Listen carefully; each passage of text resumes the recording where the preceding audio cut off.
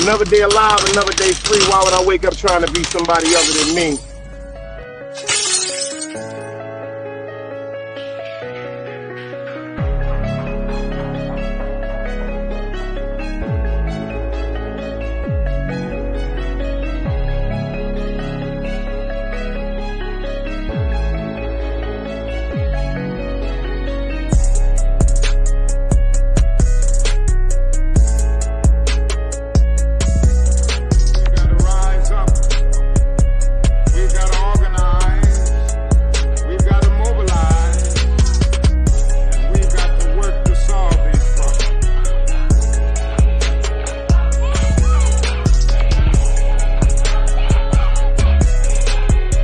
Knowledge, wisdom, understanding.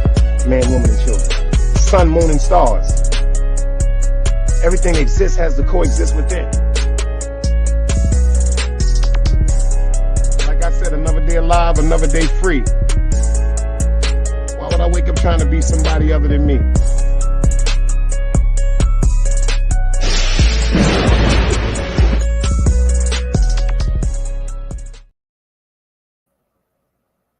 Salute to the people up in the building. My fault for not taking down the disclaimer.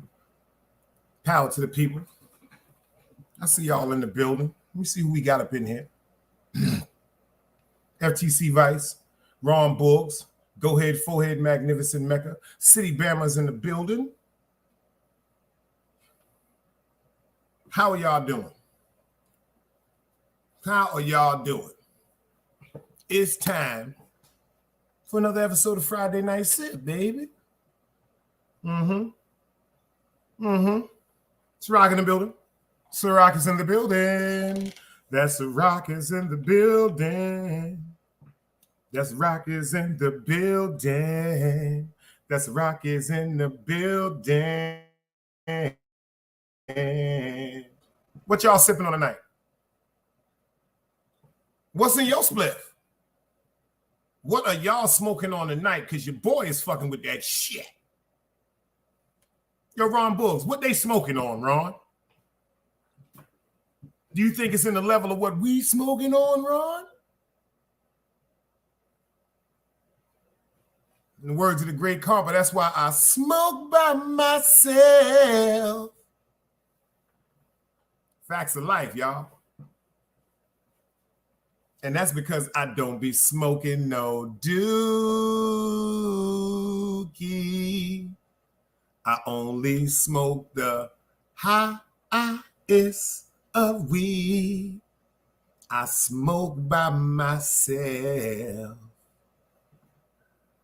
How y'all doing tonight, man? Thank God it's Friday. Got a few of them candy cigarettes in the building. This right here is just some lemon gelato I had, but I'm smoking on that Sprinkles Peaches and Cream Marshmallow. I don't know if y'all know about that shit. It's called Peaches and Cream Marshmallow. If you think I'm capping, I go get the packs. One of the splits I rolled up is called Peaches and Cream Marshmallows by them Sprinkles boys. And the other one is that White Mystery. Yo, Ron Boogs, am I bugging? That White Mystery. You got question marks over this shit like the Riddler on the Joker. Lenny lady, I see you in the building. She said she's smoking on that top shelf Grape Diamonds. Woo!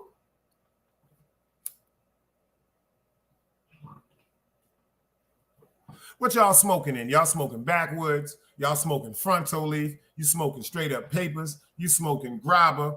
Phillies? What are y'all smoking? Because I smoke that Bob Marley extra long cigarette paper with a strip of fronto. What's in your drink? With a strip of fronto. Oh, you old school.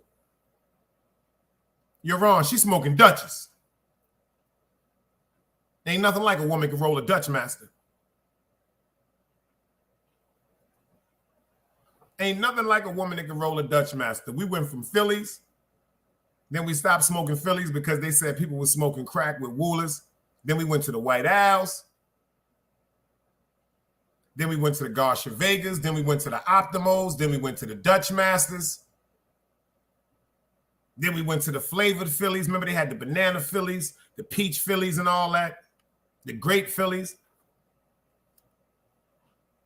But now I'm fucking with that Bob Marley and that Fronto. And if I don't have no Fronto, I get me some grabber. And if y'all want to know where to get that grabber and that Fronto from, all y'all got to do is go right there to Instagram to the real Fronto to my man Walton them. Best grabber, best Fronto, and they will deliver it straight to your door. All you got to do is go check my man Walton them over there at therealfronto.com. Tell him Mike Dice sent you. Tell him Big Dice sent you. Best grabber, best Fronto, I stamp it. If you don't have Instagram, don't worry. Have no fear. You still can get clear. All you got to do is go to what? www.therealfronto.com. Everything you can get off that internet, you can get on. On Instagram, you can get off the internet. Mecca says she's smoking them hemp wraps. City Bama said that HD pure silver. But what y'all smoking inside?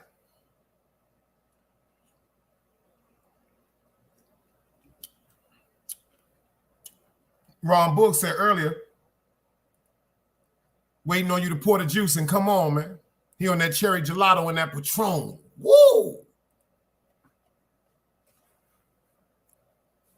Woo! I hope ain't nobody drinking tonight. If you are drinking tonight, I hope you be responsible and get yourself an Uber. Or I hope you have yourself a designated driver. And if you're in North Carolina, I hope you got a designated driver with a license.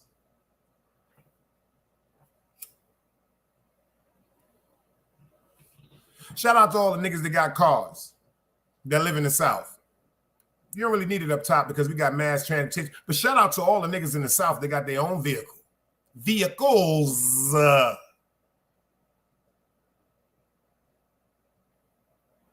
Shout out to all the niggas that ain't got to wait for a nigga to come pick them up.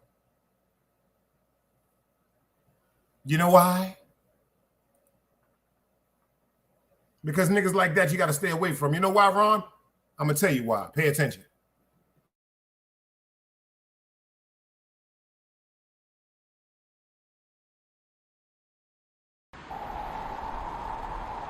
You can't play both sides, you niggas gotta choose. Niggas out here being tough until they make the news. Mama said her son ain't hurt nobody.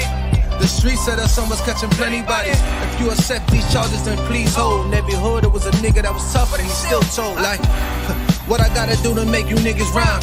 Like, I'm ready to kill when the kind of minds be cautious. I'm dealing with more sticks than a porcupine. Quill spines, whatever you wanna call them. Yeah, plus my little mama, she a trap queen. Doggy when she mixed with that Fetty, give him a wop lean. It was a whole lot of cars when there was stimmies round. We going over a year and half you niggas down. All these expensive clothes, like was that smart? Now they uploading they clothes on the Poshmark. Swiss baby, careful with this. I mean this bitch sharp. One across, one down the middle, look like a chrome heart. Damn, I'm always outside. I'm like high from who? Bound to put your car on skates. You think you slide through? I help build my niggas. This ain't Legos. Protect the fan by any means. I be Diego. Yeah, tiger to you niggas. I'm an animal. It's a jungle where I'm from. What y'all wanna do? You can't play both sides. You niggas gotta choose. Niggas out here being tough until they make the news. Mama said her son ain't hurt nobody. The street said her son was catching plenty bodies. If you accept these charges, then please hold. In every hood, it was a nigga that was tough, but he still told.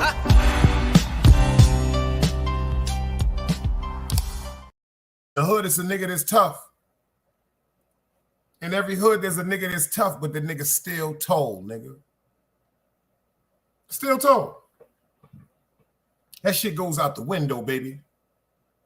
That shit goes out the window like when you driving, you in the car, rolling up, your man driving, he put the window down and hit the speed. That shit go out the window, baby.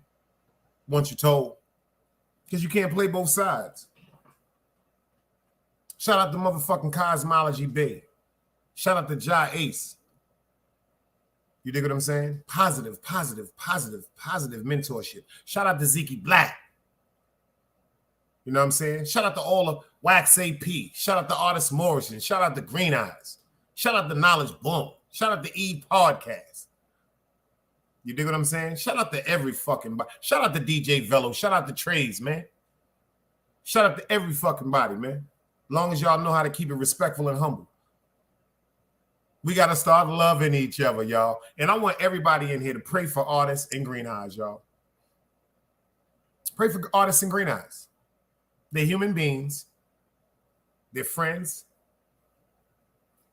And they just at that little, you know, that point in the road where it's a rock. You know, they got that little rock. And if they work together, they can move that rock out the road and continue their motherfucking journey as friends, man.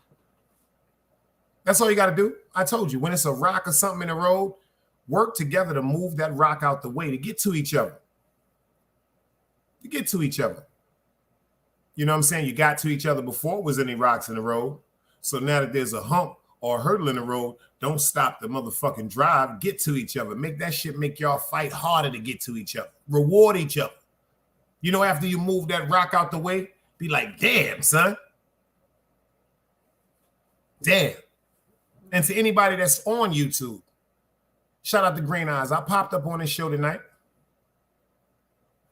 Be mindful of what I'm saying. Anybody on YouTube, you see somebody going through something and you pop up on one of their platforms, learn this in Big Dice 101. Don't go up there bashing the person that they're upset with. Go up there encouraging them to correct their problems.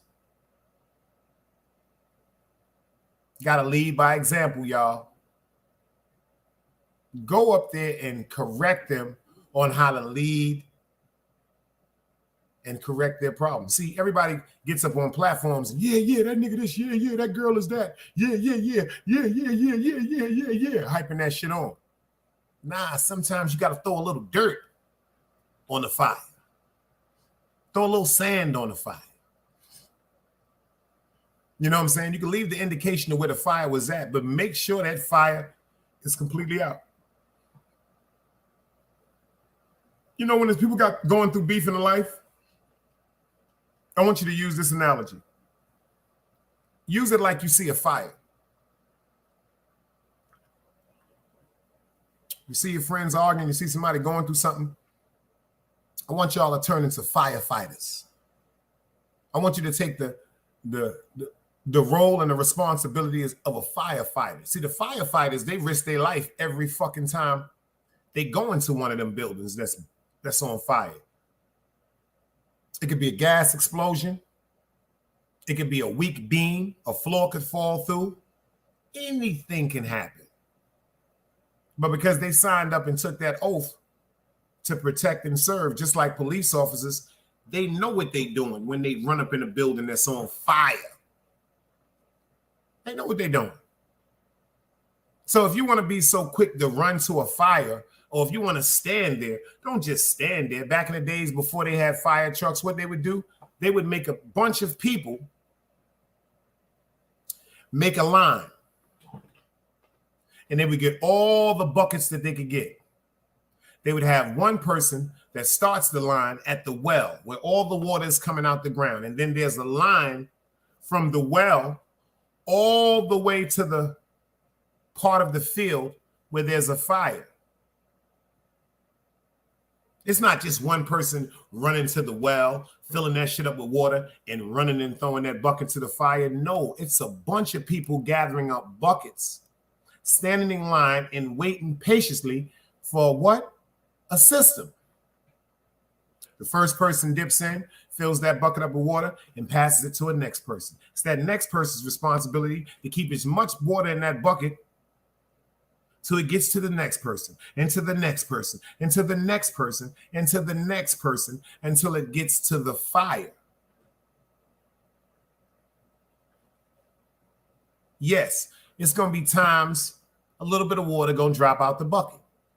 A little bit of water going to fall out. But the object is to get the majority of the water to the fire. Does that make sense? Doesn't that make sense? If y'all agree, let me know something. If y'all agree, let me know something.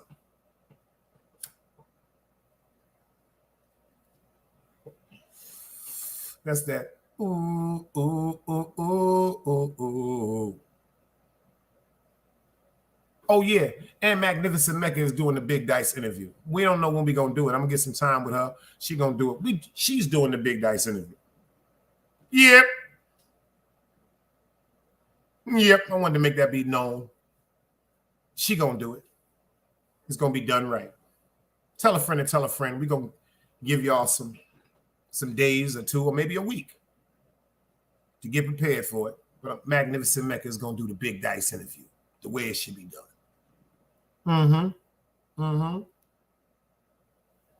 Without any craziness, without any foolishness, straight up truth. But how y'all doing, man? Everybody, it's Friday night. For those of y'all that don't have to go to work tomorrow, your weekend has began.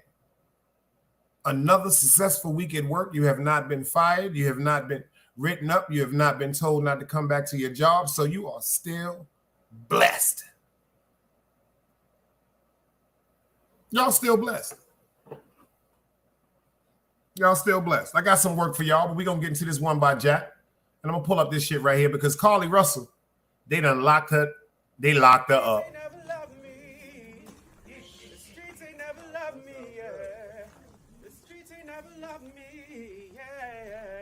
They never loved me since my brother died. My mother cried. Tears in my eyes bleed red. Ain't no love inside. Streets left me dolly. My phone, they left it holy.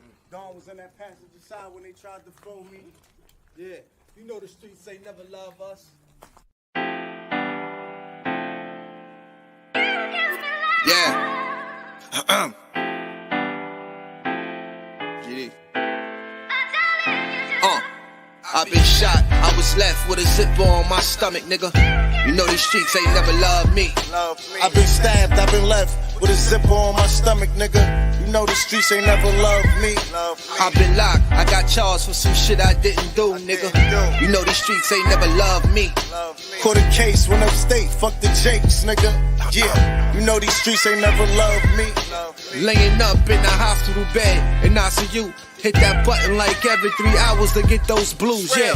Laying in the test of pain, I know shit won't be the same. Sipping my stomach, shit don't stop a thing, I'm still a man, yeah. But who gon' be there when you doing time? Can't get no money, so they dropping down, these niggas bitter. And I hope they get the picture. I'm only getting bigger. The top cat out my litter, yeah. Tell you they love you, but they hate you on the low. They hold you back, how they expect for you to grow. I got locked up, ain't said me nothing, but I'm your nigga. My body numb, I got no feelings for you niggas. I'm from what niggas will shoot you right here in these hallways. If you got trust in that loyalty goes a long way. These size 11s, these pussies can't walk a mile in. They hit my cousin with life and he's still smiling. I've been shot, I was left with a zipper on my stomach, nigga. You know these streets ain't never loved me. I've been stabbed, I've been left with a zipper on my stomach, nigga. You know the streets ain't never loved me. I've been locked, I got charged for some shit I didn't do, nigga. You know these streets ain't never loved me. Caught a case, went upstate, fuck the Jakes, nigga. Yeah, you know these streets ain't never loved me. The streets ain't never loved me since my brother died. My mother cried. Tears in my eyes bleed red. Ain't no love inside. Streets left me dolly. My foreign, they left it holy. Dawn was in that passenger seat when they tried to fold me. Remind me of my gun. That was real shit. This real spit. Rocks I was selling was smacking them. Call it Will Smith. I ain't never told and never folded under pressure. Yeah, them Neek was in that ambulance with me. He was on that stretcher. Niggas tried to take my life. I couldn't tell you who. Many men might not make it. I'm here to tell the truth. Me and Job, that's my brother, you know we moving tight. Brown boys fuck with the family and I'ma get them that. This my testimony, solid, all the rest is phony. Merrick niggas come at the fam and send your best opponent. I was stabbed, I was left with a zipper on my stomach, nigga. I know the streets ain't never loved me. He was shot, he was left with a zipper on his stomach, nigga. You know the streets ain't never loved us. Gang, marriage shit, Tower music, nigga. Facts. Shout out to Jaffe and them, man. Make sure y'all go cop that album. We got Beaver Valley in the building, y'all. We got Beaver Valley in the building, man. I want y'all to check this out with Carlee Russell, man. I'm disgusted. And I think we need to talk about it. I'm disgusted. Now, some breaking news to bring you now. Authorities in Alabama have announced charges against Carlee Russell. You may remember that's the woman who admitted that she made up that story about her kidnapping and that she found a toddler on the side of the interstate. Well, she's now facing 2 misdemeanors for making false statements to police, each carrying up to 1 year in prison. For more, let's bring in our contributors, defense attorney Brian Buckmeyer, also former FBI agent Brad Garrett. I guess first, let's start with you, Brian. How serious are the charges? Do you think they fit the crime? And it looks like she has been released on bond now. But what does this mean for her? Will she spend time in prison or no? Yeah, so they're serious in the sense that they are criminal charges that do have a maximum of up to 1 year in jail. They're what we call A-class misdemeanors. So anytime you can potentially serve jail time, they are serious. But I do say, and I do stress potential, because they are misdemeanors and then there are felonies. It's a low-level crime, so to speak. Oftentimes you might see probation floated out as an example, but don't forget about cases like Sherry Papini, who lied to the FBI and got 18 months, and Jesse Smollett, who lied to local police and got 5 months. So it's definitely a possibility. So, Brad, what do you think is going on here? We still haven't heard why she did this, but just from your background, your experience, you know, attention seeking, clearly there's some other things going on involving mental health, possibly. Mental health may well play into this. We'll have to see where that goes, Kara. But yes, the motive is unclear. Did she want to get attention? Well, she clearly did. It's not good attention at the end of the day.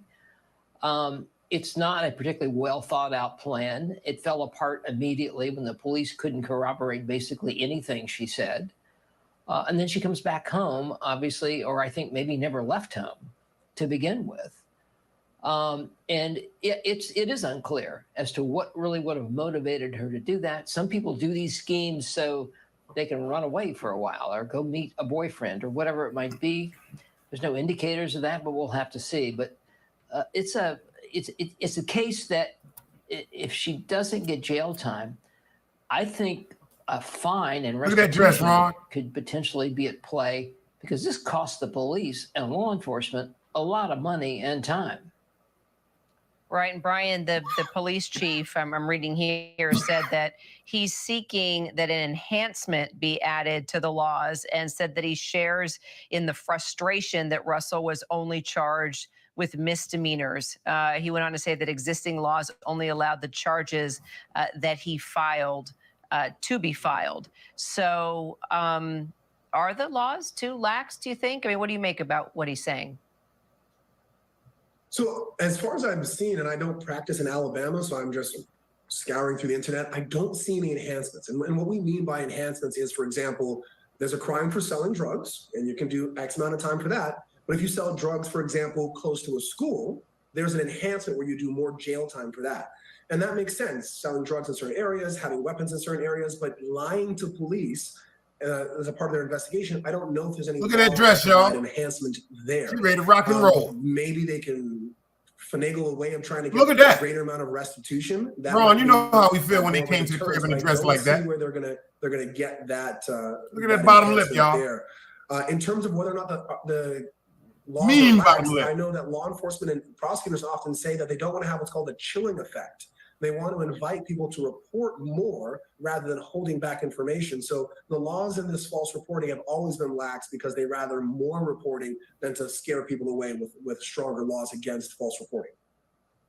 Brian, Brad, thank you with helping us out here on the breaking news. Appreciate it.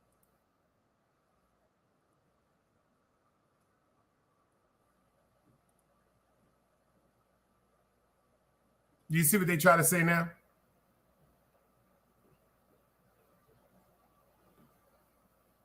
Mental abuse, mental illness. You got to be crazy to do that.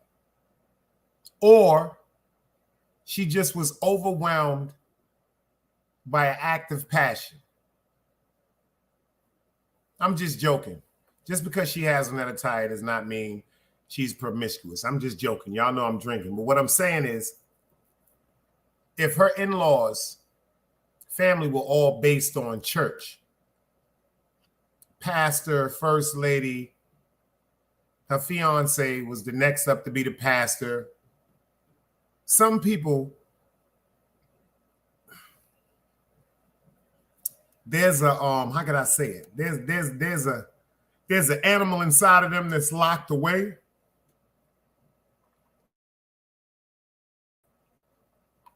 And then when that animal is released, it's hard to put that animal back down.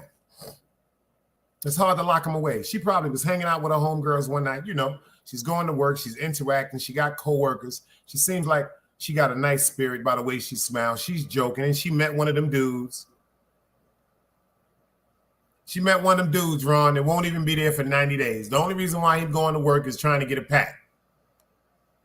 Yeah, some niggas that go to work for a month, maybe a month and a half, maybe 2 months. Right before the 90 days, they break out because they feel as though they're going to get a pack and they're going to take their chances in the street. The most craziest thing that I've ever heard in my life, because if you work in 2 months, 60 days, you got to wait 30 more days for your benefits. Come on, 90 days?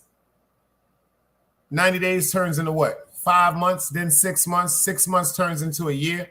I know niggas that quote unquote went to work for 3 weeks and they quit. Because that first week had to be in a check in a hole. Had to be in a hole. And then in that following week where they got all them checks, them niggas quit. They ain't even come to work that motherfucking Friday. They last because they know that third Friday was going to be their first check. And they got that little prepaid card that they're administrating at these plants down here. They're going to get that bread and they're going to get a pack. Unfortunately, it's just a straight up and down truth. But this is the part that bugs me out.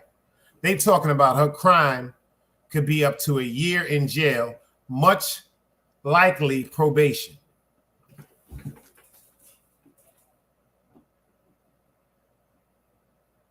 Much likely probation.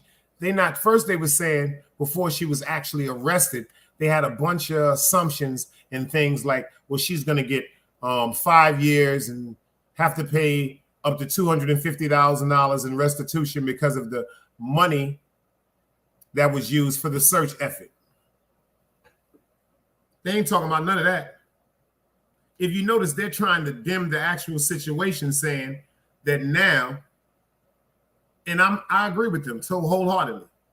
Now they're actually looking at the whole concept of the whole thing. You was driving down the road and said you saw a toddler on the side of the road. You stole a robe, you stole a roll of toilet paper from your job, and you went and chilled for a weekend with someone that you was having an alleged affair with.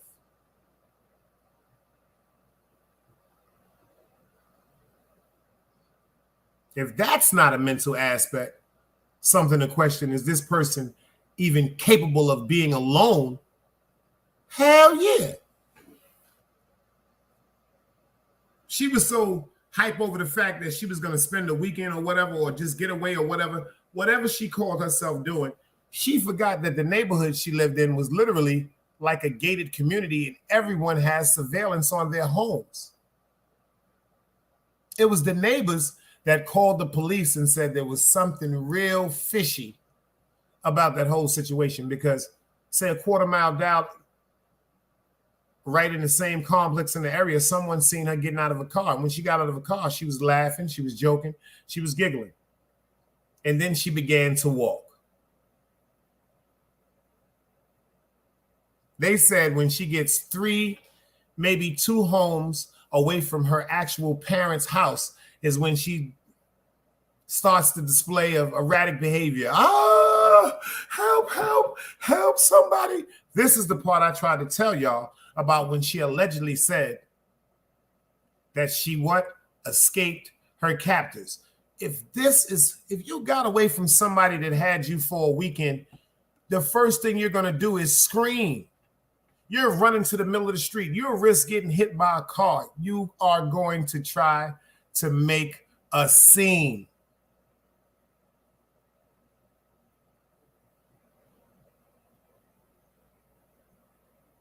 The first store you see, you're going in. The first car you see, literally, I'm trying to be joking right now, but think about that. if you were abducted, you're going to jump on the first car you see. Literally, jump on the hood of the car. Hell, bang on the window. What's going on with you? Motherfuckers just had me kidnapped.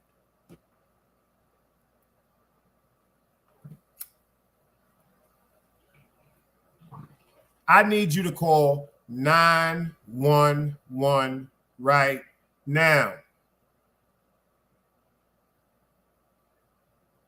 But she did none of that. Remember how they got at me, y'all? It was like this, Dice, you're being too hard on the woman. I said she was out there. Cockmouth sandwich. Simple and plain. Cockmouth sandwich. 25 years old, cockmouth sandwich.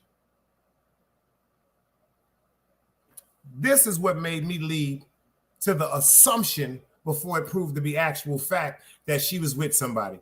The way her man responded when she came home.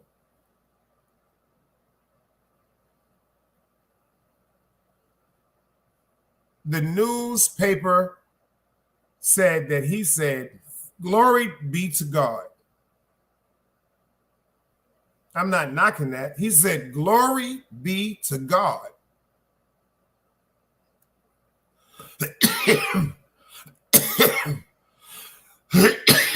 Glory be to God. Thank you to his Father God and his Savior. He knew that she would be home safe. That let me know she was bored.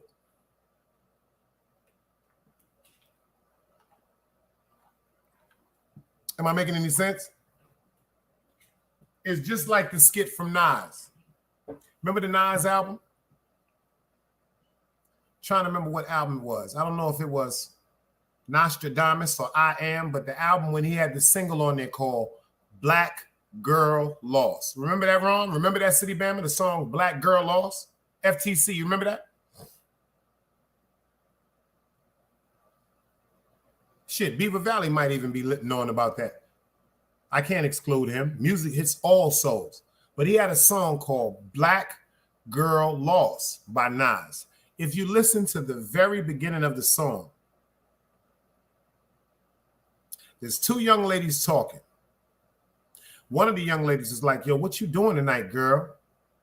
I'm ready to go to where them ballers be at, where them bottles be popping. The lady that she was talking to, she lived with her man. She said, girl, I'm in here stressed out. This nigga in here talking that bullshit, God body, back to Africa bullshit. Listen to what she said. I'm stressed out, girl. This nigga in here again talking this bullshit, back to Africa, God body shit. I'm trying to hang out tonight where the ballers is at. There's nothing bullshit about Islam. There's nothing bullshit about God. There's nothing bullshit about righteousness. But at that particular time, that young lady and her homegirl, mind, had not elevated to that spirituality yet. So the only thing that really was exciting to them at that particular point in their life was the ballers. Like she said, I want to go where the dudes is popping crystal at. See, that was their interpretation or description of somebody that had what? Intelligence. And they were totally wrong. See, that's what people messed up. They looked at the fact that people had materialistic things and optimized materialistic things with a brain. And that did not go together all the time. Just because a person has a car, just because a person has a Mercedes Benz, just because a person can buy out a bar, just because a person has a bunch of jewelry does not mean they have an intellect, does not mean they're intellectual people.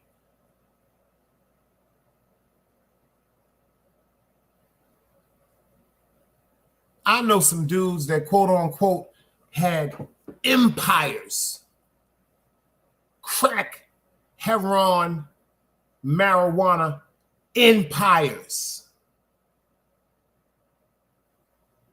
When it came to knowing how to count, they knew how to count. When it came to being dangerous, they knew how to be dangerous. But when it came to executing a plan, they knew how to do all of the above. But when it came down to sitting down at a round table with maybe a suit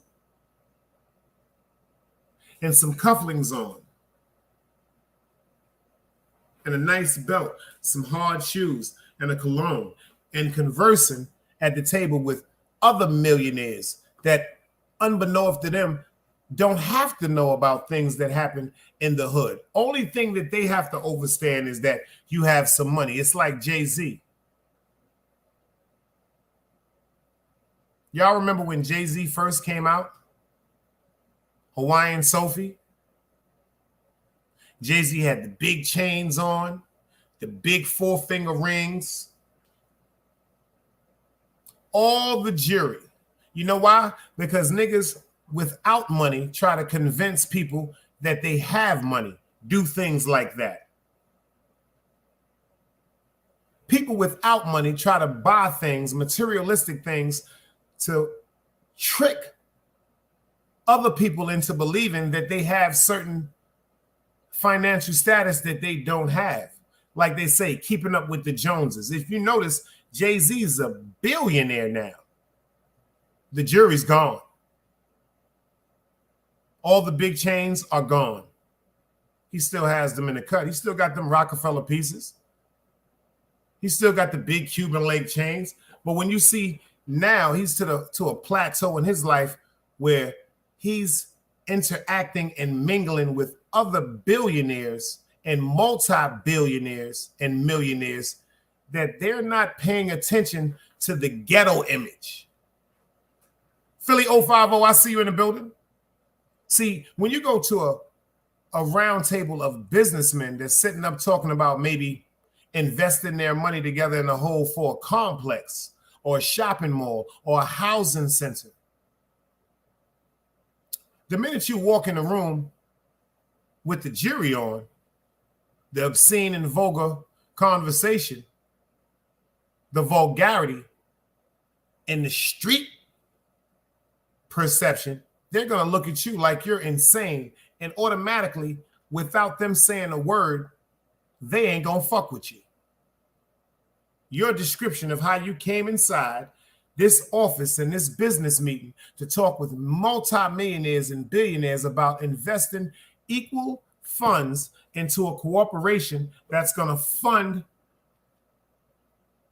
a business like a mall or a housing complex, and you come in there looking like something off the ad, they ain't fucking with you.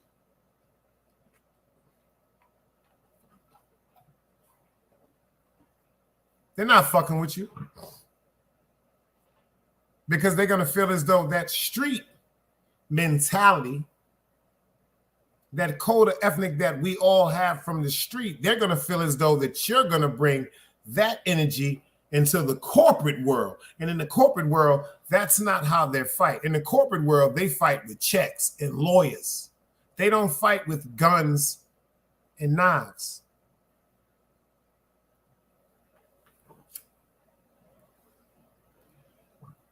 In the street, we fight with guns and knives.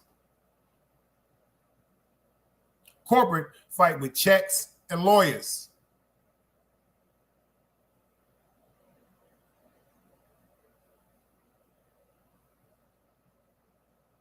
Checks and lawyers.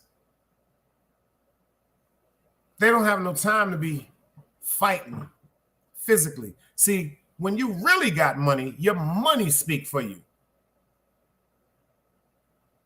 I'm making any sense, y'all? When you really got money, you're appalled when people think that you even would lower yourself or stoop to the standards of ignorance that some people possess.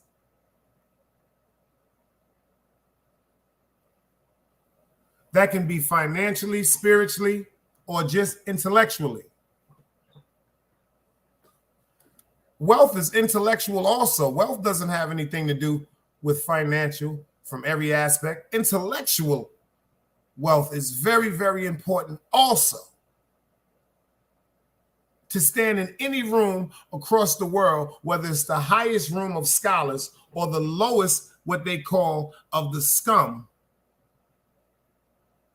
and be able to understand everything that's said crystal clear. Oh, you can't even put a price on that.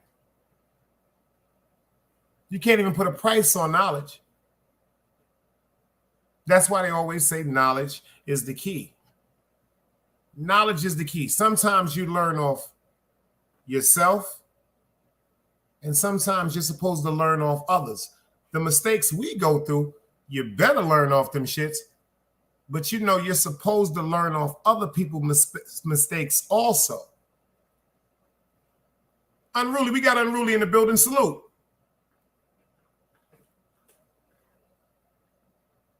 Yeah. Just like this story right here, y'all. Check this shit out. Right now, this sex slave thing and this kidnapping shit is going across the world. This shit is so crazy.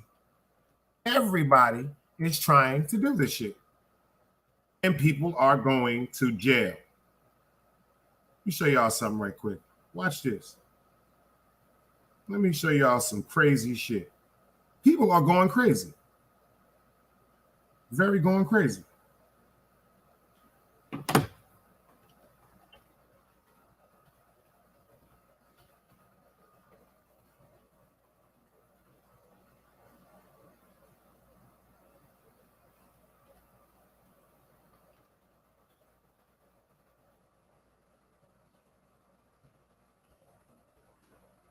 Wait till y'all see this shit right here.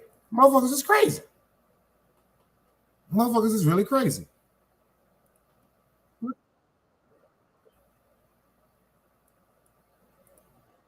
This is crazy right here, y'all. People are kidnapping people broad daylight, y'all. People are being kidnapped broad daylight.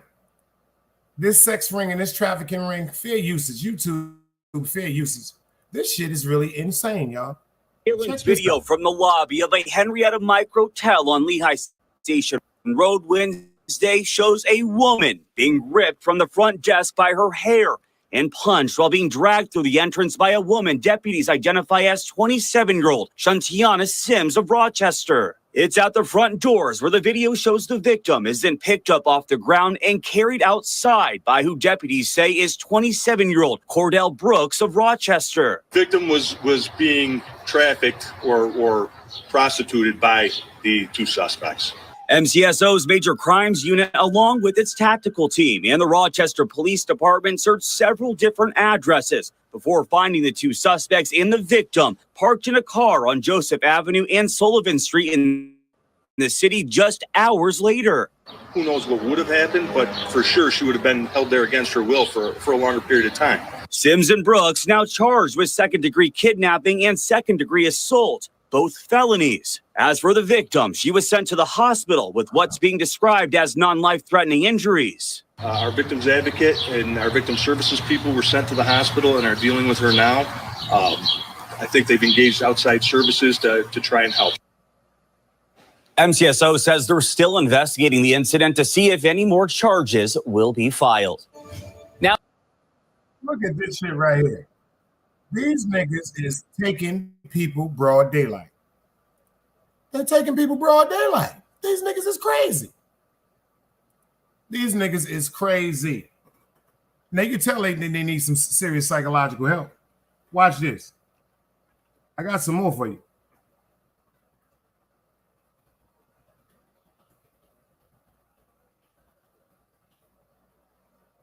Look at this.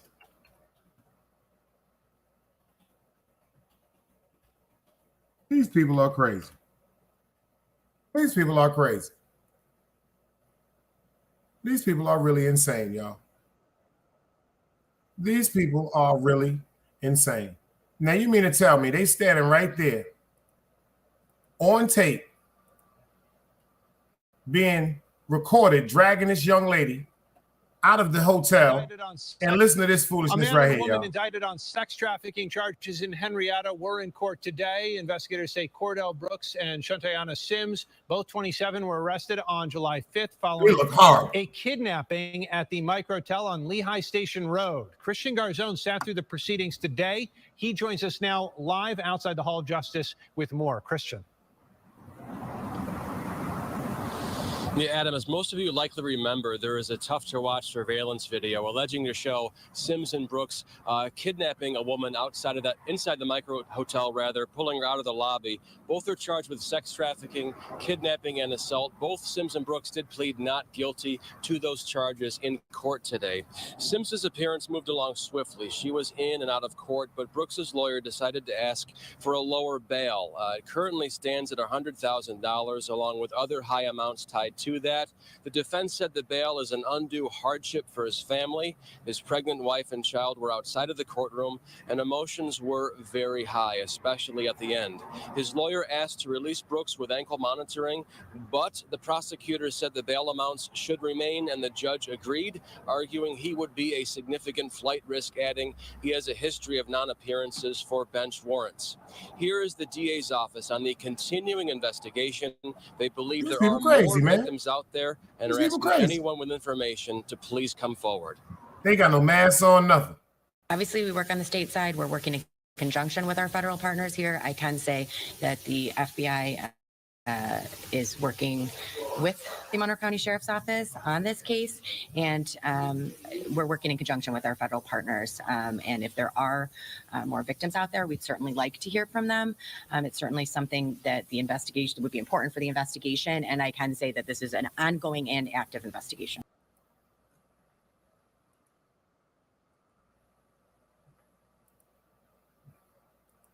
You're wrong. You see what they said? Not guilty. Tosh, what up? They said not guilty. Them niggas on tape. Them niggas on tape.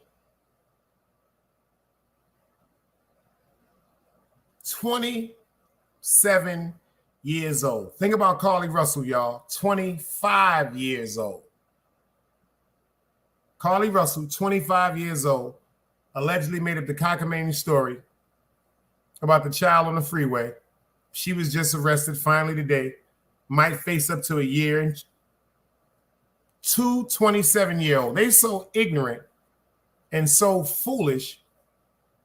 No mask. So you mean to tell me they didn't think that they was being recorded snatching that young lady from the inside of a hotel?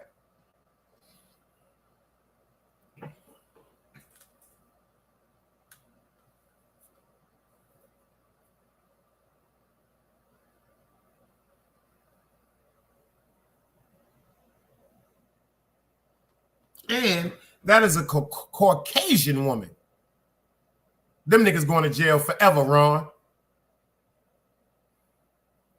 The sad part is, if you look up right now in Washington, D.C., for the past 3 years, from before the pandemic started, for the past 3 years, there has been an alarming high level of minority kidnappings. Minority. Hispanic and Black. Specifically in D.C. Specifically in D.C. If you watch the movie Brooklyn's Finest, they told you about the same sexual trafficking ring in that movie. How they're walking around getting young ladies off the street. They're loading them up, filling them up with drugs, heroin, fentanyl, opioids, continuously, overindulging them with drugs, and are selling them, prostituting them out in rooms for months at a time. For months at a time. Some of them are being found. Some of them are being found dead. Some of them are being sold across seas.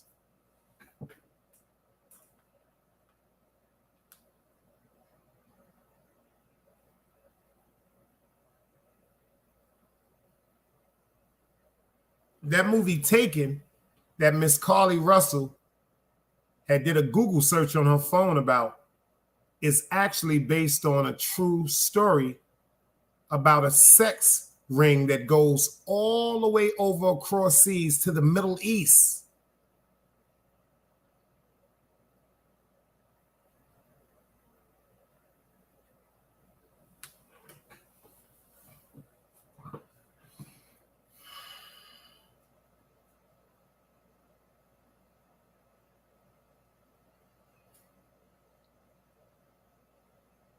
Look at the movie Traffic. If I'm not mistaken, Omar Epps is in the movie. It was about a small hick country that they were kidnapping people that were coming through because there was only one gas station in this rural hick town. Pay attention to this, y'all. All them towns that you're coming through when you're traveling, do not stop at a town that only has one store. I'm telling you that right now. I don't care where you at in the South, especially if you're a visitor. I don't care what color you are, white, Indian, black. First of all, it's white people that hate white people. It's people down here call themselves rednecks that despise white people, especially good white people, as they say. All white people aren't bad, but there are some rural towns that if you are caught down there, anything can happen. They're connected to the police. The police is connected to the mayor, which is connected to the township. Meaning everything that's documented is between this group of individuals that can make your life easy or can make your life very, very painful, or could just make your whole existence disappear. Can make it that it appears that you never even was in this town. And the crazy part about the movie, and it's spelled Traffik. It's not spelled traffic the correct spell. It's spelled like graffiti. Traffik. The crazy part is the gas station where they was at, once they got abducted, they thought they was going somewhere and was right under the damn gas station.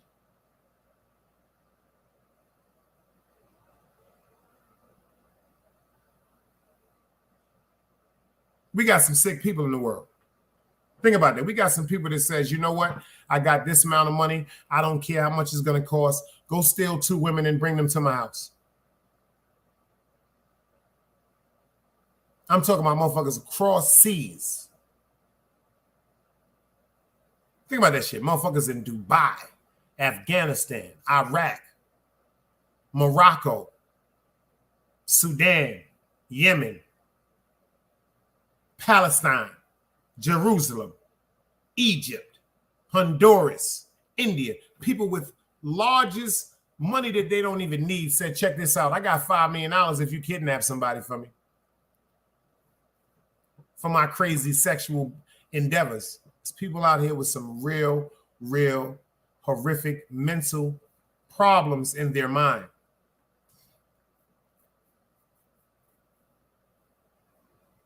That shit is overlooked every day.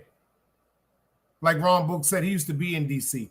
They are taking women all over the world and nobody's saying nothing about it. It makes me think about the young lady, God bless her soul, Kanika Jenkins.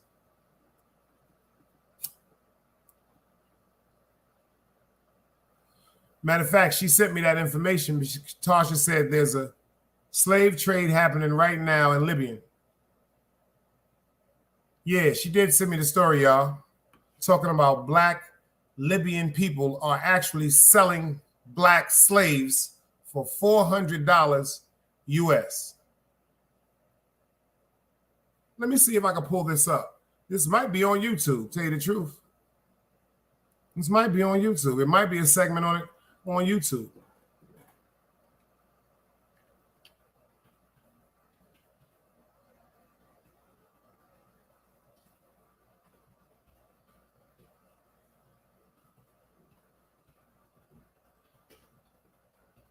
It might be. For real.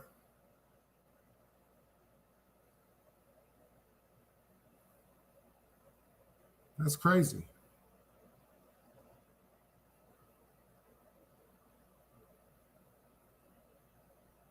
That's crazy. And look how it popped up immediately. And it popped up immediately. See this one right here. France. No, that's somebody's. No.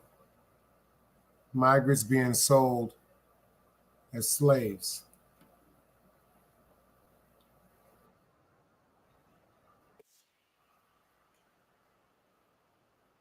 This is crazy. She did just say this. Black people selling black people.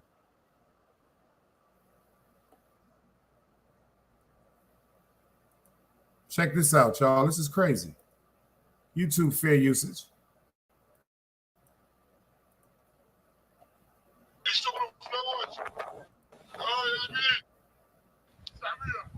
A man addressing an unseen crowd. Big, strong boys for farm work, he says. 400. 700. 700. 800. The numbers roll in. These men are sold for 1,200 Libyan pounds, $400 a piece. You are watching an auction of human beings. Another man, claiming to be a buyer. Off camera, someone asks, what happened to the ones from Niger? Sold off, he's told. CNN was sent this footage by a contact. After months of working, we were able to verify the authenticity of what you hear. We decided to travel to Libya to try and see for ourselves. We're now in Tripoli and we're starting to get a little bit more of a sense of how this all works. Our contacts are telling us that there are 1 to 2 of these auctions every month and that there is one happening in the next few hours. So we're going to head out of town and see if we can get some sort of access to it. For the safety of our contacts, we have agreed not to divulge the location of this auction, but the town we're driving to isn't the only one. Night falls. We travel through nondescript suburban neighborhoods, pretending to look for a missing person. Eventually, we stop outside a house like any other. Adjust our secret cameras and wait. Finally, it's time to move. We're ushered into one of 2 auctions happening on the...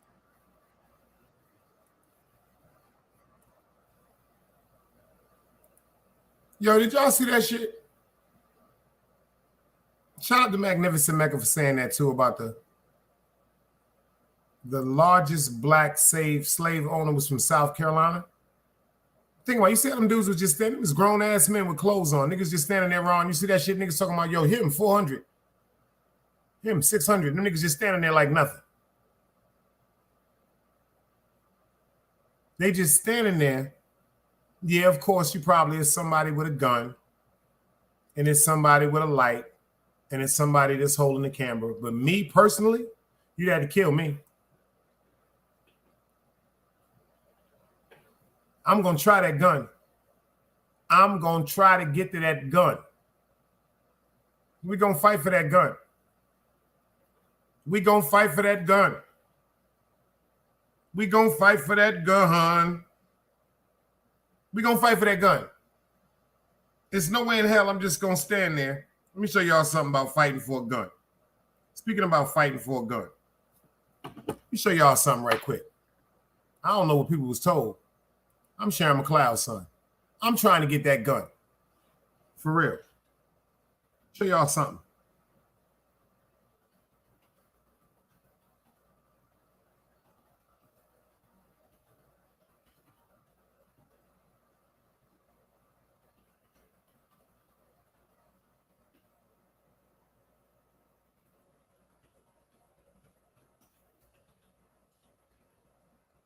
Look at this shit right here, Ron.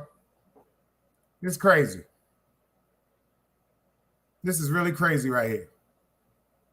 I'm gonna show y'all something about fighting. Fuck that. I'm not just gonna stand there. You're going to have to clap me. I'm Sharon McLeod's son. Look at this, Ron. Check this out, y'all. Fair to, YouTube, fair usage. Only educational purposes. Take a look at this unbelievable video. I want y'all to pay attention to this. Take a look at this unbelievable video. We'll slow it down to show you just how bold these suspects are. The young man without a shirt goes for the uniformed Detroit police officer's gun on his right side. He gets it. Meanwhile, his accomplice in the Adidas pants pulls a gun, pointing it at the officer. There's a struggle. The officer wrestles his duty weapon, a 9mm, back from the suspect. The two run off. The officer does not shoot at them. This is just a ridiculous crime. Detroit Police Commander Arnold Williams says it happened Saturday evening at the BP station near the Southfield and Joy Road. There's nothing to indicate that this officer, who was off duty heading into work, was targeted specifically. Investigators say it was all about getting the gun.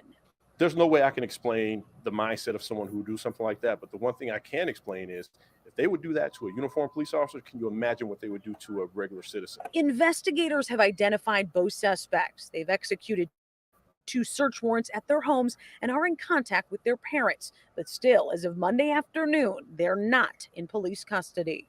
If it's any family members that are sheltering them or have any information, encourage them to come in. And we want them to turn themselves in because we're coming for them. We're going to find them. You hear that corny shit? You hear that corny shit, y'all? These niggas, he talking about turn they self in because they coming. Y'all scared to death. Let me explain something to you. That cop that got his gun back, unfortunately, was fighting for his life and he was in shock. Because, Ron, let me tell you something. The minute he got that gun back from them kids, I'd have started blowing. Appreciate you, Taj, for doing the monthly subscribe. I'd have started blowing, y'all. The minute they did that, Ron, I'd have started blowing. The minute I got my gun back, I don't give a fuck if I was on the ground and all that. And the reason why I'd have started blowing is when I was fighting that man for my gun, his friend, if you notice, his friend had a firearm in his hand.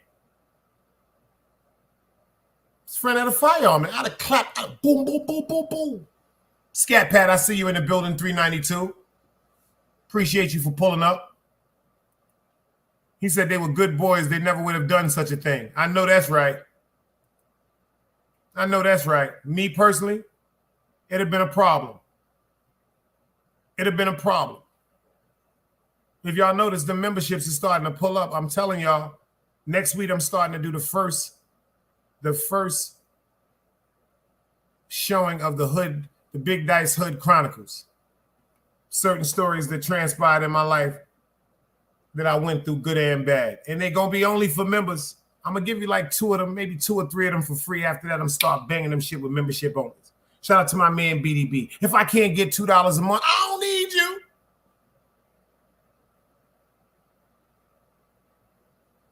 $2? Smash that like button, man. I'm going to give y'all an intermission on that one. $2? I might need to roll up or something right quick. Go ahead and roll up. Let's go.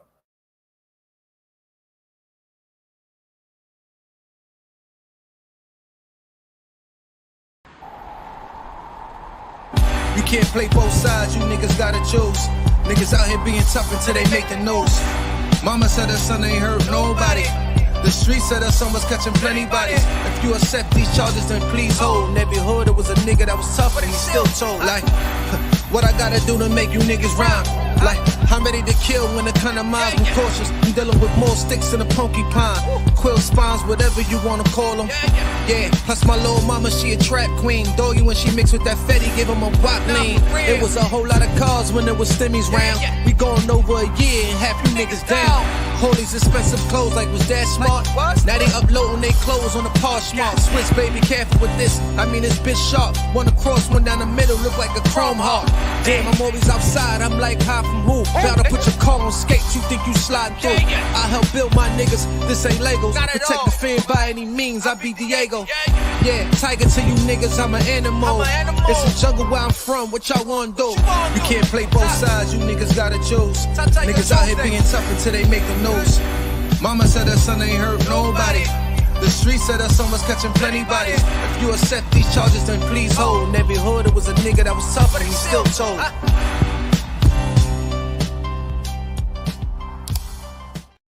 Said in the hood, it was always a nigga that was tough, but he still told. You heard me?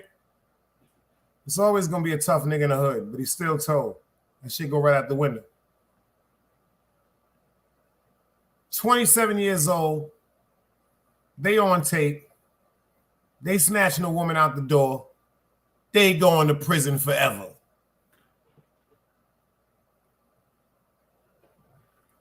The sad part about that, if that would have been a black woman, you think they'd have went so hard?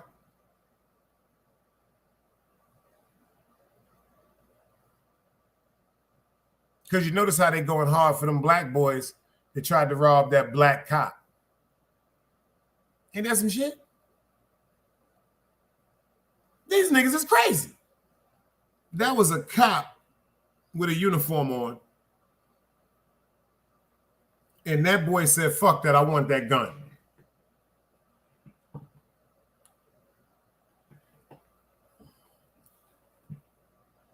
And after he loses the gun, him and his friend turns around and turns his back to the police officer and runs out the door. Where the fuck are the parents at, y'all? Do you notice these kids are kids? Where are the parents at? Probably tired. Probably tired. I remember it was times I used to ask my moms, like, damn, how do people throw their kids out? My mom used to be like, I don't know. She said, I couldn't do that to you. I'd be too worried about you. Some people say, you got to leave here.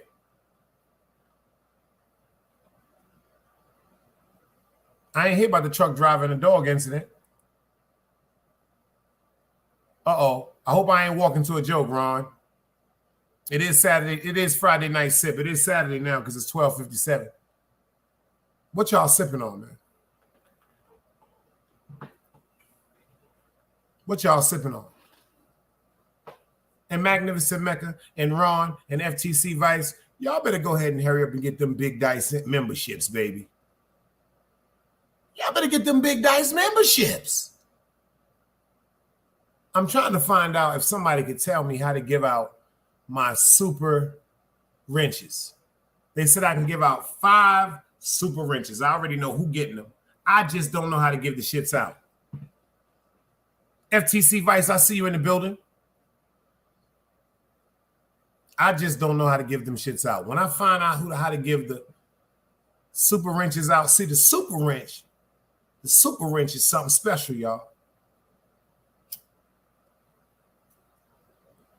The super wrench is you got a badge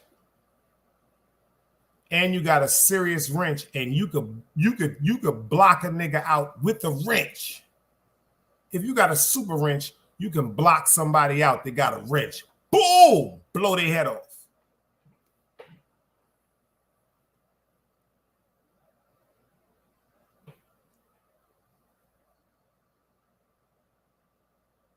I just got to find out how to get this shit out. And like I said, it ain't my fault. It's Tube Chronicles, y'all. When Tube get a chance, he is going to set up the Team Guardian group chat on Instagram. Everybody from Team Guardian will be included.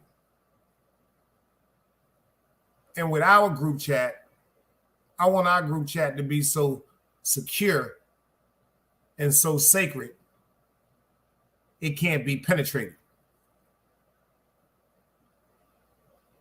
Families have problems. Family go through things. Sometimes family got to bring their problems to other family for the elders and other people that's logically looking in to correct certain things. So when it comes to Team Guardian, any of our problems, we will make sure if there are any problems that should ever occur, we will make sure them shit stay between us. And y'all will never know nothing about it. Even if we're cursing each other out, we'll be cursing each other out in the presence of our brothers and sisters. But when we come together on YouTube, we're going to come together as a conglomerate. Simple and fucking plain. Ain't nothing to talk about. Friendship and rapports should be built on morale, on principle, on etiquette, on honor, on hardships.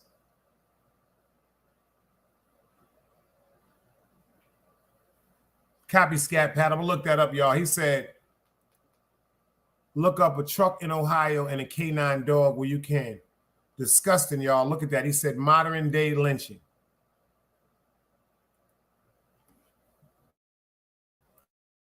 Yeah, down here in North Carolina and Virginia and all that, y'all, they got militias that live actually in the woods.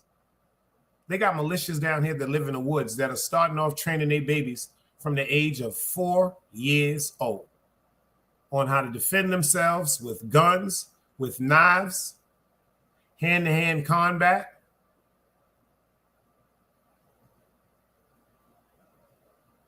They're preparing for something. They are preparing for something. Just like they have some people from mad ethnic backgrounds, Korean, Black, Dominican, Puerto Rican, Russian, Bayesian, Haitian, Jamaican, Trinidadian, Portuguese, African, Guyanese. They got races everywhere preparing for the modern day revolution that everybody feeling is coming in one day. But the problem is, are y'all going to be prepared? Are y'all prepared to kill an enemy that's standing right next to you and eat with you every day for the bigger cause of your life and your existence? They was talking about something allegedly, educational purposes, about how many times they were saying that the world was going to come to an end. And then I noticed that they give this same description of some type of meteor or some large explosion hitting Earth. Right now, on CNN, on the news, they are slowly but surely letting the world know, saying that they're getting the world in tune and prepared for the fact of alleged aliens being right in the midst of us every day. This is what they're preparing us for. Look at everything that's being broadcast now throughout the world. Look how many of our family members, our parents, our grandparents, our great-great-parents, and so forth, that went to the grave being told that that was a pure lie. Now they are saying that they have spaceships from outer space.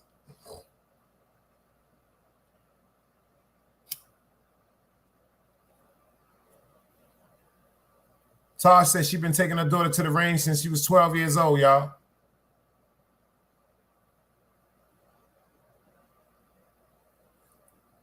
Philly 050 said your channel is relief compared to all the nonsense on YouTube. I humbly appreciate that, Philly. Philly, you know me, bro. I've never been like that, Philly. I've never been like that. It's just not me. When I met Philly, y'all, I met Philly on 050, and that brother wasn't coming up disrespecting nobody. He was coming up venting about the situation he was going through with his son. Man wasn't up there disrespecting nobody. He was like, yo, I want everybody to pray for me. That's what I remember. That's the part that's on my heart. Man coming up, chilling, talking about he need all the prayer he can because his son was going through something in the judicial system like we all have, like we all got children. See, me, when a man says certain words that lock in my head, that ignite something. Certain words like love, God, family, peace, prayer, and teaching. Them words like put a certain alertness in my mind, especially God, prayer. God, prayer. When you hear people say, I prayed for somebody or pray for me, that ignites something totally different. Totally different in my heart. And that's what we got to get back to. I told y'all when I was younger, I remember family members being in the hospital. I remember family members being sick. I remember family members being in jail. And I remember other families coming together, congregating, sitting together, telling the children to go into another room or sit in the middle of us right now while we pray. I'm talking about big elders. My Aunt Dorothy, my Aunt Josephine, my Uncle Thomas, my Uncle JB, my grandmother Edna McLeod. Like people just sitting up praying for a better outcome.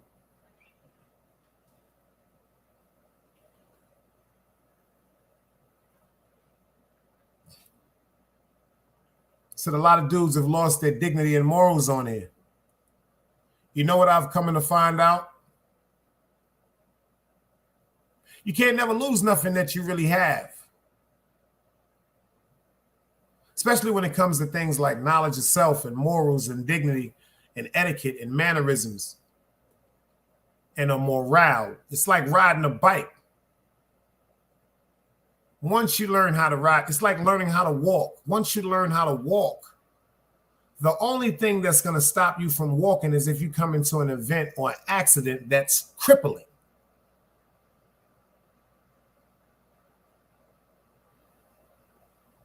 If you notice that some dudes on YouTube, they stand on their morale and are overlooked.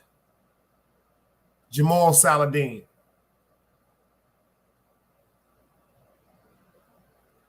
Jamal Saladin. Doggy Diamonds. St. Laz. There's so many that just get overlooked because of their morale, but they stay on their morale.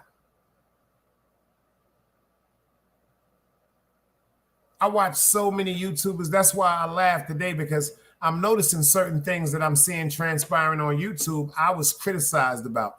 And I say to myself, damn, it's a lesson in the same time, inshallah, because for times when I was part of the scrutiny, I felt so upset and enraged. I'm like, damn. So now from the outside in, looking in, I'm like, damn. I feel as though it's my duty, even if I have to be the sacrificial lamb, to try to bring the peace. It's always been my nature. I've never been that person to want to advocate war. I've always advocated my respect. And I've always stood on law and advocated my presence, but I've never been one to advocate war, because I know usually in the end of the war, somebody died. Somebody died, somebody go to jail, somebody moms is crying. Yeah, I got friends that were killed and their children would cry hysterically when they saw me. At first, I'm like, damn, why they crying when they see me? Then an old school cat Tucker told me something one day. He said, Dice, it's not that they crying when they see you. When them babies see you, you remind them of their father that they no longer will see again, because they don't know you as a godfather or the father's friend. With children, they identify things by memory of what they recall. So when a child sees his father or he sees his mother, and then he sees his mother that's always interacting with one of her friends, and then she sees his father interacting with one of his friends, when that child loses his mother or father to a tragedy such as death, incarceration, mental illness, when that child sees the person that was closest to the mother, that female friend, which we would call an auntie, or that child sees the person that's closest to their father, which we would call that uncle, they get sad, because they want to, that's their way of screaming out in their communication. When babies cry, they're not crying because they're crying. It's either one of three things. Either they're hungry, they're wet, need to be changed, or they're hurting. But babies can hurt in more way than one. They can be more than a stomach ache. It can make more than a toothache. It could be more than a headache. A baby could be hurting because they missed the yearn and the spirit that kept them calm at one time. Facts. Facts. Simple things, babies, a heartbeat. I learned all this when my son was born. A heartbeat. Putting your baby on your chest right towards your heart.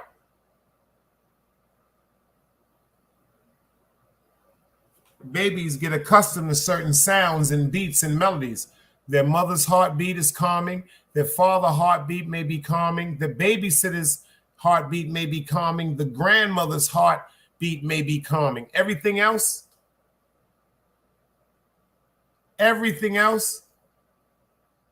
is a warning sign. It's just like human beings. Once you build rapport with people, once you build a friendship, a bond with a person, male or female, is something beautiful. Let me explain something to you. Some people always say that there's an expiration date on friendship. I don't agree with that. Totally disagree with that. I do agree with there's an expiration date on peacefulness between two people. It's just like there's an expiration date between peace between a man and his woman, a woman and her man. It's an expiration date between the peace of people that get married, especially after the newlywed stage. Just like it's an expiration of peace between two compadres, two buddies that both be having different lifestyles, both be having different agendas. And when they get around each other, they're so confused about what's going on. When they get in front of something that makes them calm, we become at defense.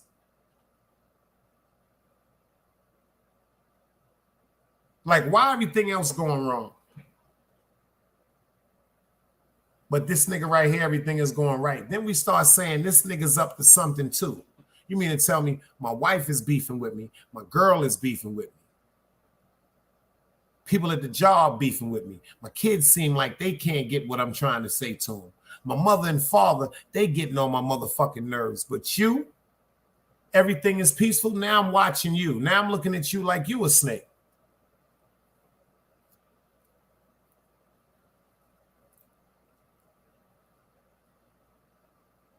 That's what we fuck up. Insecurities and fears create what? Egos. Insecurities and fears create egos.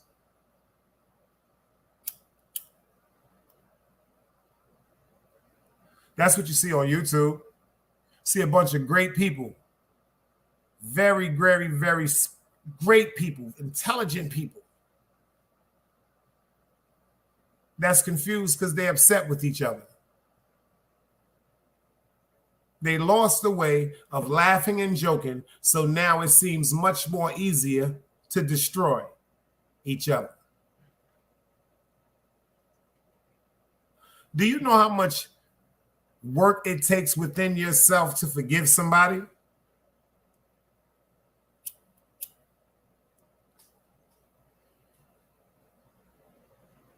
Like they say, people say you're not doing it for them, you're doing it for you. It takes a lot of work. When you genuinely forgive somebody, I'm not just talking about, saying you forgive them. When you genuinely forgive somebody and you say bygones is going to be bygones, you have to fight yourself because of that ego that's built up in yourself when you tell yourself no matter what, you're not right, you're not wrong. But a lot of times we're wrong.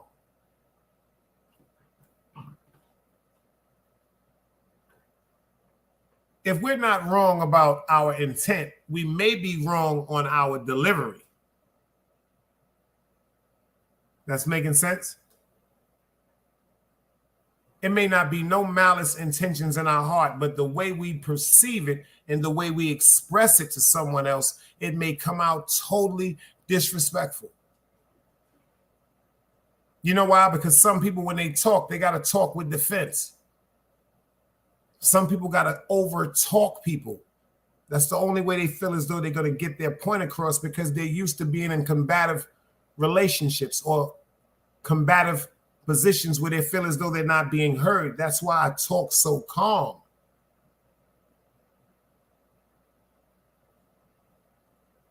I don't think we need to be screaming to hear each other. That means our emotions are involved, and then we're going to start saying the most stupidest things to each other. That's when the hurtful shit comes out. Because you're screaming and I'm screaming, and I'm taking that as a disrespect, and you're taking that as a disrespect, and then your volume is raising, and then my volume is raising, and we're both getting enraged, and then one of us is going to say, yo, who the fuck you think you talking to? I'm talking to you. And then it's over. It's no more. It's no more of a stern conversation between two friends. Now it's two people that know personal things about each other that's angry. This is when the trials and tribulations come in your heart, and you really find out if you got a friend. Whew. A friend? Y'all just don't know the lessons that I've learned on YouTube.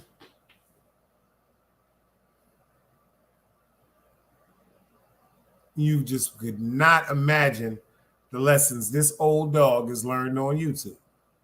I've watched some of the most crazy things. I've watched people instigate and create content and flow and traction towards their platforms based on pure evil and excitement and anticipation of people wanting to be intrigued more by evilness.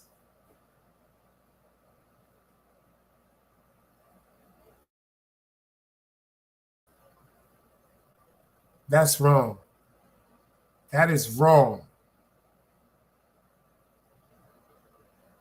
Some people just want the fame.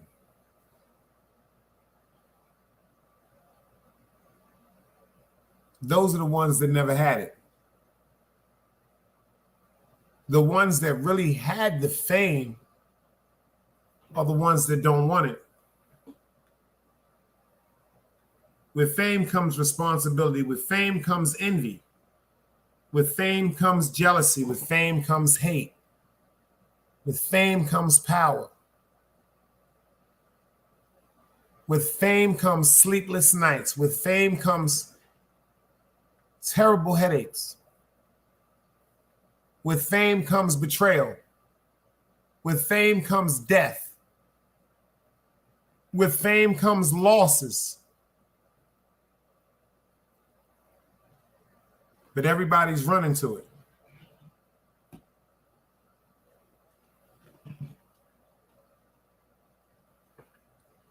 Everybody running to it. You see, you keep running, you're going to run into a motherfucking wall. They see you keep running, you're going to run into a motherfucking wall.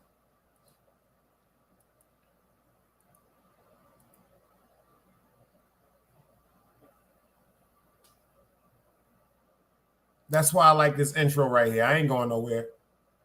Shout out to CB. I hope he all right. Let's go. Another day alive, another day free. Why would I wake up trying to be somebody other than me?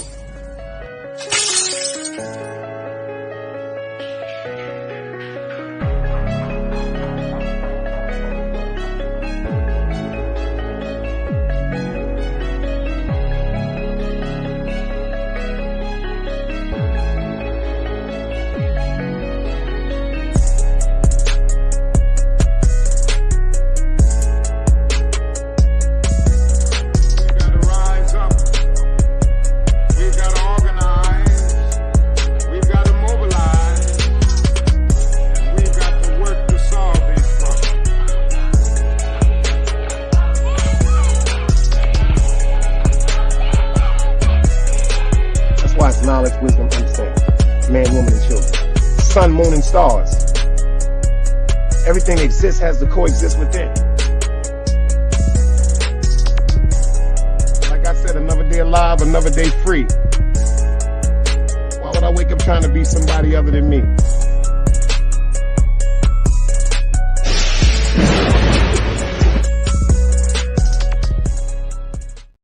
They can't touch that intro. That's a classic. I don't give a fuck what nobody say. Nobody's touching that intro. CB bodied that shit, man. CB bodied that shit, man. Another day alive, another day free. Why would I wake up trying to be somebody other than me? I think everybody should use that every day in their life, man. Fuck that. I see that shit on YouTube so much. I see so many people thinking that all they got to do is use other people's methods to catapult their careers on YouTube. There's so many people that I notice have fell into that trap of thinking that they have to fall into that line of disrespecting people. I've heard some great pods from some people. Informative, educational, realistic, funny.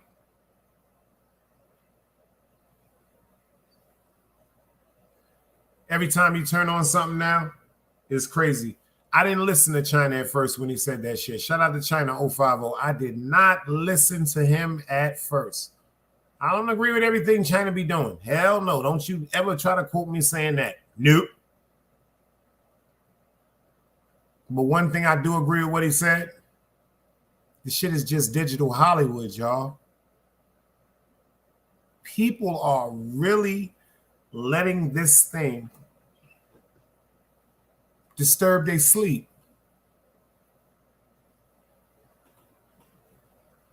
People are really letting this thing get other people involved, and without ending the hype when other people ask, yo, son, what's going on? We going to them niggas? Instead of saying, nah, this is just you. Leave that shit alone. People are saying, I don't know. We might have to. Over YouTube? Over YouTube?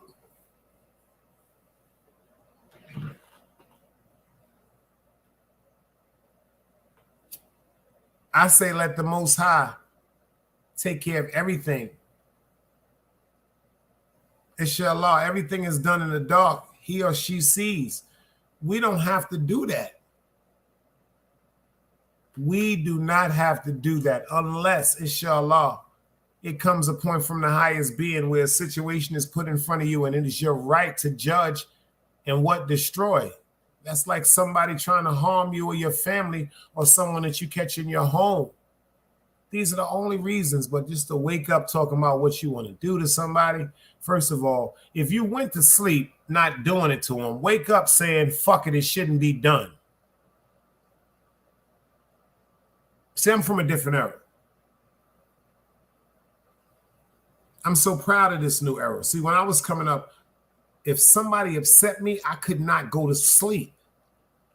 I couldn't sleep peaceful. I couldn't even give myself the gratification and the joy of sitting down sleeping, knowing that somebody did something to me and I didn't do something to them. Now that shit is pure bullshit.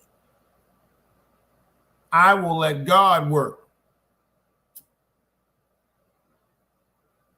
The punishment God could give a person. I know this may sound like a joke, but the punishment that the Most High is going to give a person, you can never match up to.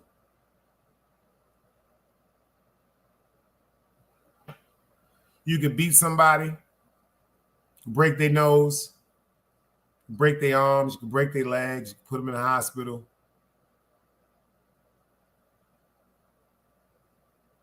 God do things like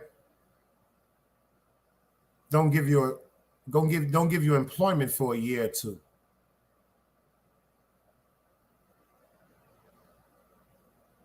God do things like everything that you love and you care about, God will take away from you, whether it's completely, meaning through death, or they will make them move so far away and have you at a point where you're so unfinancially stable where you can't even call them to see them, much less go see them. God got a strength that's uncomparable to anything that we can physically do to someone.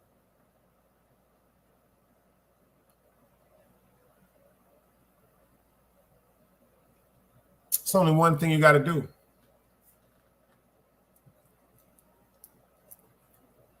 It's only one thing that you have to do to get this protection. Your faith got to be unbreakable.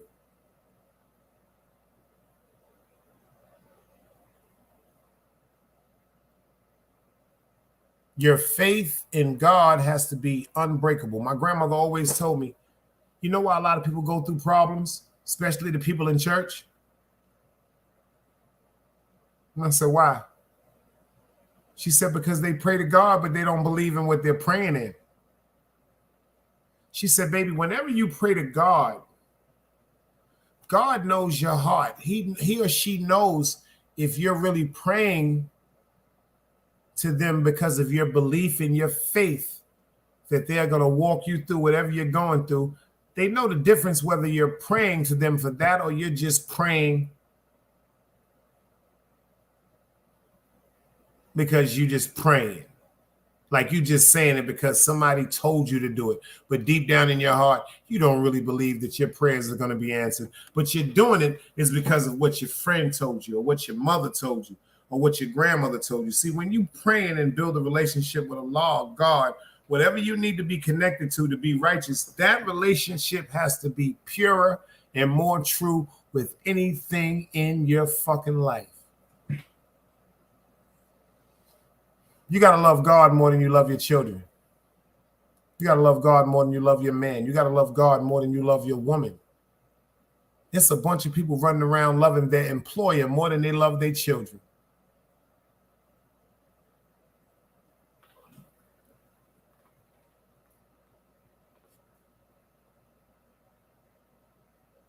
I might hurt some feelings tonight.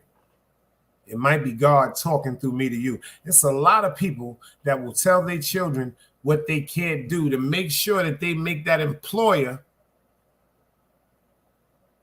comfortable enough to say they're the most reliable employee that they have. I'm not doing that shit. I worked for a company. The reason why I won't say the company is in fear for, they might hear it or take it as something, or I could be struck for it. But I worked for a company that was so uncompassionate about a person that if I heard somebody I cared about saying, yo, I'm going to fill out an application there, I would probably put a banana in their tailpipe.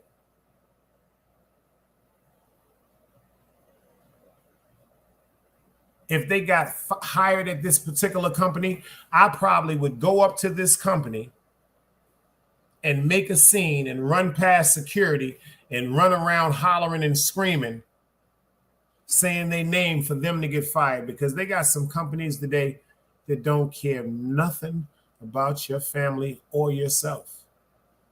All they care about is what's going on in their company, in their production.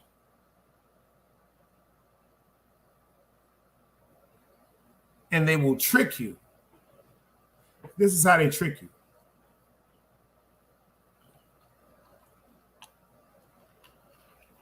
They give you these outlandish numbers that appear to be a bunch of money because in certain designated areas, the economic structure is so fucked up.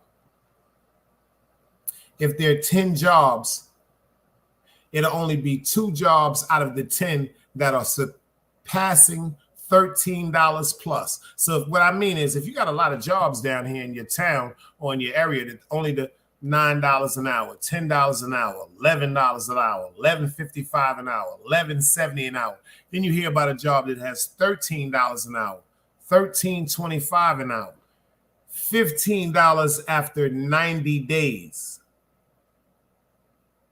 $13.25 before 90 days, $15 after 90 days.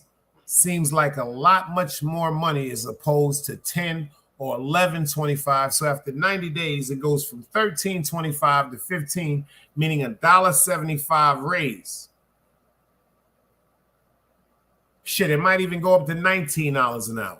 Do you know what $19 an hour sounds like as opposed to what it actually is after taxes, insurance, short-term disability insurance? Say if you have a insurance company, if you get hurt in a job such as Aflac, Colonial Life Insurance and Accidental, certain things like that. Say if you have a union that you have to pay dues to, Say if you have to have company uniforms that they will not charge you physically cash, but they will deduct the price of the company uniforms that's overcharged out of your check. Just say you're going through all that. Do you know that $16, $18, $19, $20 an hour turns out to be nothing?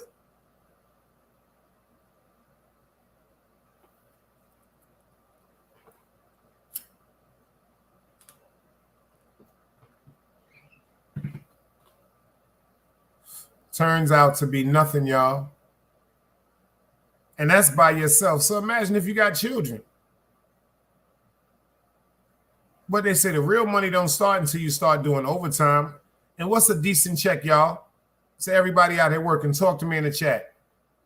What's a beautiful check when it comes to overtime? 15 to 20 hours over, am I right? Overtime, if it's 40 hours, 50-hour check ain't shit. A 46-hour check ain't shit. A 48-hour check ain't shit. Shit, but a 55-hour check,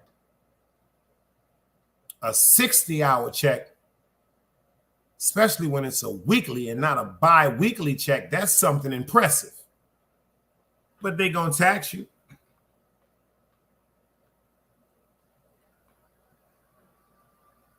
They gonna tax you.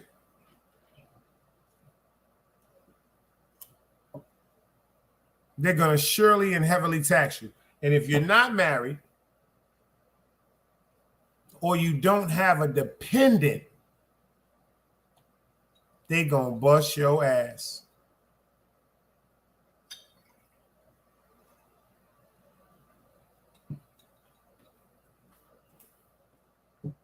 FTC Vice said,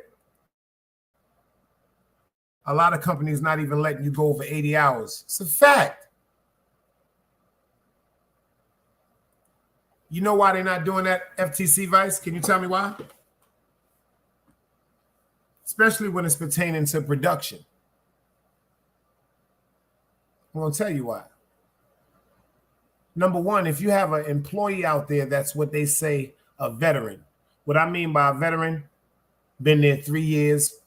Should a veteran been, some veterans master their craft in months, but I'm saying if you're there 3 to 5 years, you're a veteran. If you're there 7 years, you're definitely a veteran.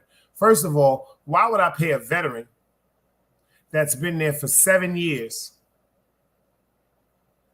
the amount of money that I have to pay that veteran hourly when I can get somebody to come in on a walk-in salary to do the same job?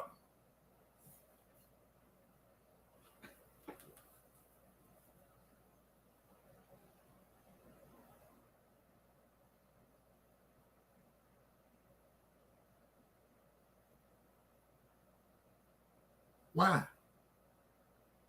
If you notice, that's what they're doing. And all these big companies, allegedly, the veterans, the ones that's close to what? Retirement, they're getting rid of them.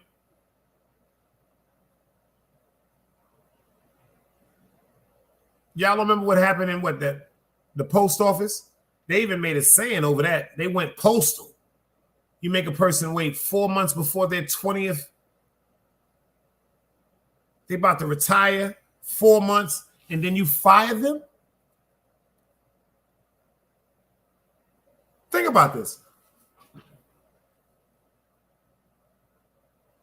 It's just like in the hood. Once you get a spot, when the block is doing nothing, the people that sat there and got that motherfucking spot pumping, they got that shit pumping, these are the people that you do what? You reward the block. You give them the position as what? Lieutenants, because now it's time for them to find somebody to give light to. What they did is they put in the bread, sweat, and the blood, sweat, and tears, the muscle, and got it popping.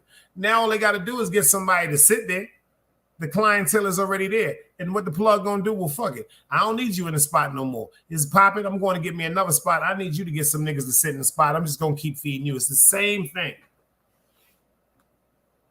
Same thing in the corporate world.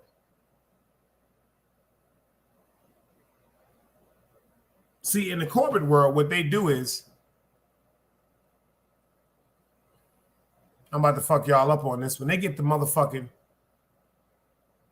Samuel L. Jacksons The Samuel Jacksons is who run the companies. The Samuel Jacksons, what I mean by the Samuel Jacksons, excuse my terminology, the house niggas, educational purposes only. The house niggas are who run the companies.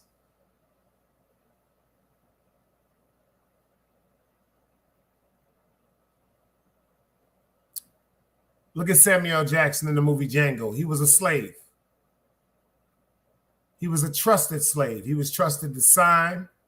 He knew about a bunch of transactions. He learned how to read. He was the top nigger, head nigger in charge whenever the master was gone, on top of all the other slaves.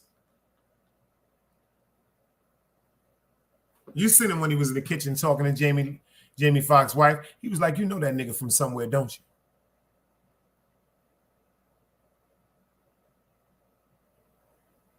You know that nigga from somewhere, don't you? She was like, no. He said, yes, you do. Yes, you do. See, the reason why Samuel Jackson was so valuable in that movie, because like I always told you, a smart person can play dumb, but a dumb person can't play smart. It was Samuel Jackson that pulled the coat to Leonardo DiCaprio, and he said, let me ask you something, boss. He said, what's going on? He said, I don't think they came here for that slave. I don't think they came here for that fighter. He was like, of course they came here for that fighter. He was like, no, they came here for that gal.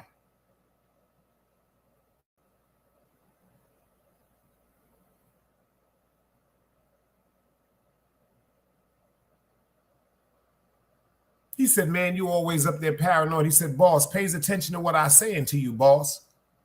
He said, no, what they're about to do, they said they're about to go home and get that money and come. He said, but they said what they said, but they said, but they said. They always said what they going to do, but has they done yet, boss? They said they're going to get it, but has they done it yet, boss? They came here for that gal.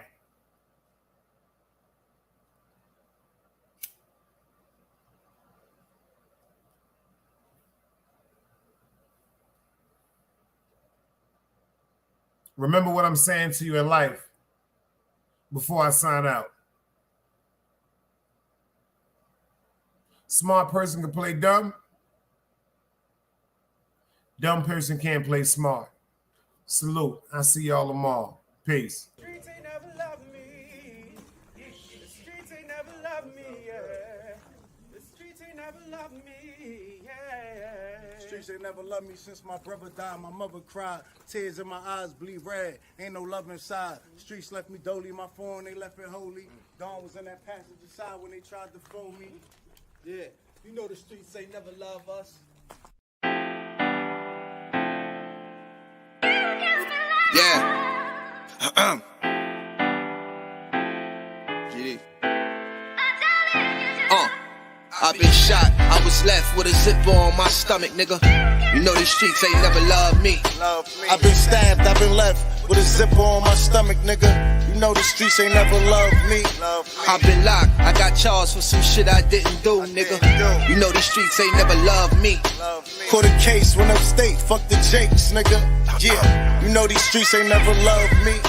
Laying up in the hospital bed in ICU. Hit that button like every 3 hours to get those blues, yeah. Laying in the test of pain, I know shit won't be the same. Sipping my stomach, shit don't stop a thing, I'm still a man, yeah. But who gon' be there when you doing time? Can't get no money, so they dropping down, these niggas bitter. And I hope they get the picture. I'm only getting bigger. The top cat out my litter, yeah. Tell you they love you, but they hate you on the low. They hold you back, how they expect for you to grow. I got locked up, ain't said me nothing, but I'm your nigga. My body numb, I got no feelings for you niggas. I'm from what niggas will shoot you right here in these hallways. If you got trust in that loyalty goes a long way. These size 11s, these pussies can't walk a mile in. They hit my cousin with life and he's still smiling. I've been shot, I was left with a zipper on my stomach, nigga. You know these streets ain't never loved me. I've been stabbed, I've been left with a zipper on my stomach, nigga. You know the streets ain't never loved me. I've been locked, I got charged for some shit I didn't do, nigga. You know these streets ain't never loved me. Caught a case, went upstate, fuck the Jakes, nigga. Yeah, you know these streets ain't never loved me. The streets ain't never loved me since my brother died. My mother cried, tears in my eyes bleed red. Ain't no love inside. Streets left me dolly, my foreign they left it holy. Dawn was in that passenger seat when they tried to fold me. Remind me of my gun, that was real shit, this real spit. Rocks I was selling was smacking them, call it Will Smith. I ain't never told and never folded under pressure. Get him Neek was in that ambulance with me, he was on that stretcher. Niggas tried to take my life, I couldn't tell you who. Many men might not make it, I'm here to tell the truth. Me and Jop, that's my brother, you know we moving tight. Brown boys fuck with the family and I'ma get them that. This my testimony, solid, all the rest is phony. Merrick niggas come at the fam and send your best opponent. I was stabbed, I was left with a zipper on my stomach, nigga. I know the streets ain't never loved me. He was shot, he was left with a zipper on his stomach, nigga. You know the streets ain't never loved us. Gang.